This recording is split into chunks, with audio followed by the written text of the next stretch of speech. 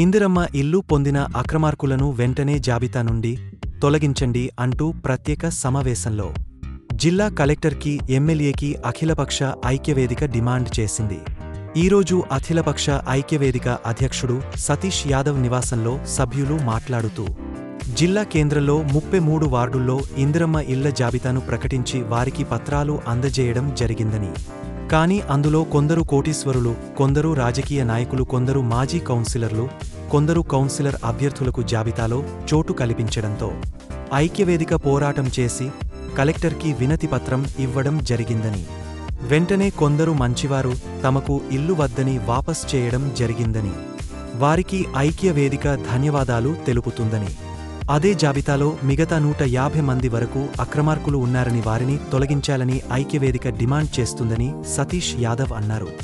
ఇందుకు సంబంధించిన అధికారులను, నాయకులను బాధ్యులను చేస్తూ చర్యలు తీసుకోవాలని డిమాండ్ చేస్తున్నామని ఆయన అన్నారు.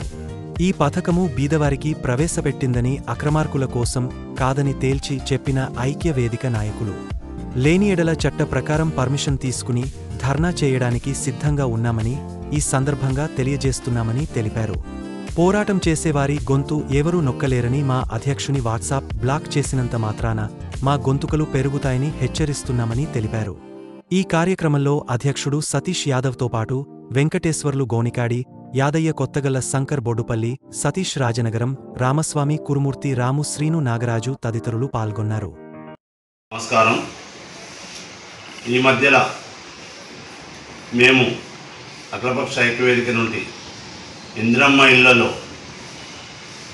కొన్ని అవకతవకలు ఉన్నాయి.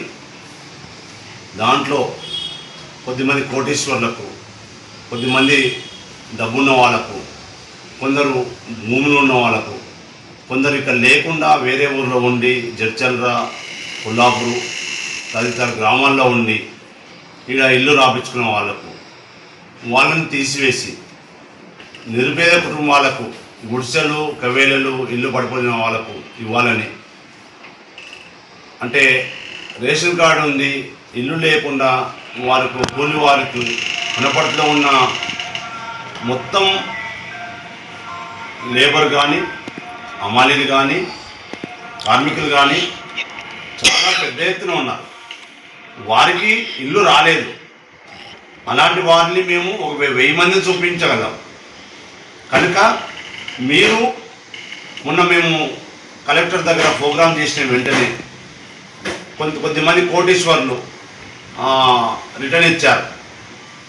అది రిటర్న్ ఇచ్చారు. ఇల్లు పోయి మాకు తెలియకుండా వచ్చినాయని చెప్పి ఇవ్వడం జరిగింది. అంటే మేము కలెక్టర్కి ఇచ్చి, ఎమ్మెల్యే గారికి ఇచ్చి, మిగతా వాళ్ళకి ఇచ్చినాక అధికారులు అప్పుడు గుర్తించరా? వీళ్ళకి అప్పుడు తెలిసిందే. పోయి కోటీశ్వర్లు వాళ్ళకి ధన్యవాదాలు చెప్తున్నాం. వాపస్ ఇచ్చిన వాళ్ళకు ధన్యవాదాలు. ఎందుకంటే మా తరఫున పేదోళ్ళకి ఇవన్నీ ఇచ్చిండ్రు. వారికి ధన్యవాదాలు చెప్తూ మిగతా నాయకులు ఎవరైతే తీసుకున్నారో, నాయకుల వేరే పేర్లైన నాయకులు, కుటుంబం పేరు అనుకోండి, స్టాల పేరు తీసుకున్న నాయకులు బేషరతుగా వాపస్ చేయండి. చేసి దాన్ని కొట్టేపియండి. మీరు పేదలకు ఇప్పియండి. మిమ్మల్ని అదే పేదలు గెలిపిస్తారు.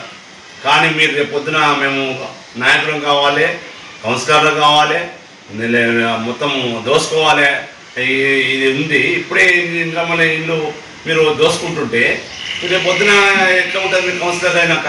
కనుక ప్రజలు తీర్పునిస్తారు, స్పష్టంగా తీర్పునిస్తారు. అలాంటి వారికి చెప్తున్నాము, అందరికీ చెప్తలేము మేము.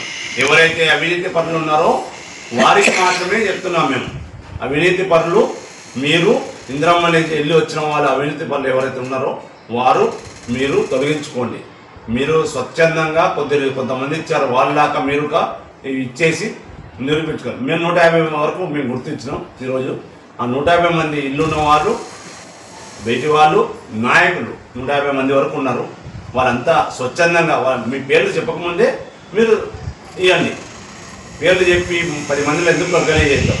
కనుక మేము మీకు సూచన చేస్తున్నాము. ఇది ఎవరి పార్టీకి చెప్తేనే ఎవరి విమర్శలు చేస్తున్నాం. ఇక్కడ ఉంది కాబట్టి, గుర్తించాం కాబట్టి చెప్తున్నాము. దీన్ని ముందుకు తీసుకువెళ్ళాలి. లేదంటే మీ ఇష్టం. తర్వాత పేర్లు బయటకు పెడతాం. ఒక లిస్టే పెట్టేసి ఎవరెవరికి ఇల్లు ఉంది ఎవరిని వాళ్ళ ఇళ్ళతో సహా మేము పెడతాం చెప్తున్నాం. అఖిలపక్ష ఐక్యవేదిక ఉన్నపడుతుంది. ధన్యవాదాలు.